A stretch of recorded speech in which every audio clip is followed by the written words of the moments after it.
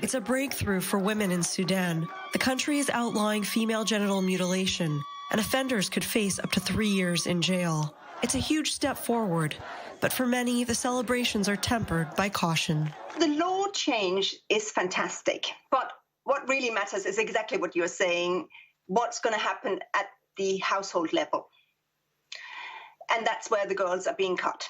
From my experience working in countries that have laws against FGM, law does not mean that the practice has to stop immediately, because these are cultural practices that are grounded in a lot of social norms and traditional. Female genital mutilation stems from a cultural belief that it will make a woman more desirable for marriage. It occurs when a girl begins puberty. Her inner and outer labia and usually her clitoris are removed. The medical side effects include urinary tract infections, uterine infections, kidney infections, cysts, fertility issues, and pain during sex. It happens to about 9 out of every 10 women in Sudan. But FGM is also a global issue. The United Nations reports that at least 200 million girls and women have undergone FGM in 31 different countries. Sudan has already outlawed FGM in several states, and yet it continues at a high rate. I mean, definitely it's a positive step, and it will be looked at in the area specifically as a positive step among other activists in other countries and also among other governments in other countries. Maybe they will take example, of course.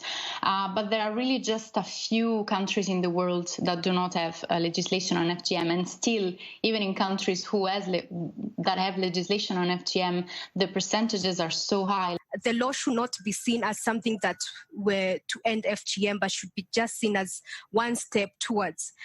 This has to be accompanied by a lot of education in the community, a lot of change of social norms within this community, and also a lot of efforts from the government in terms of investment. Still, many see Sudan's declaration as a sign of political and cultural shift, offering hope for a brighter future for women.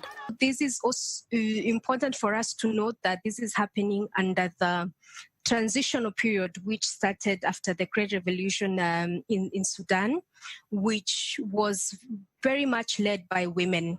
And I think the result of that is also women being able to negotiate for themselves. What's great about Sudan is this law change comes about after decades of activism by women's groups and activists that are based at the grassroots level. So that's why it's positive, because it's driven by that activism and all these amazing people who have worked on this for decades. Emily Rose, I-24 News.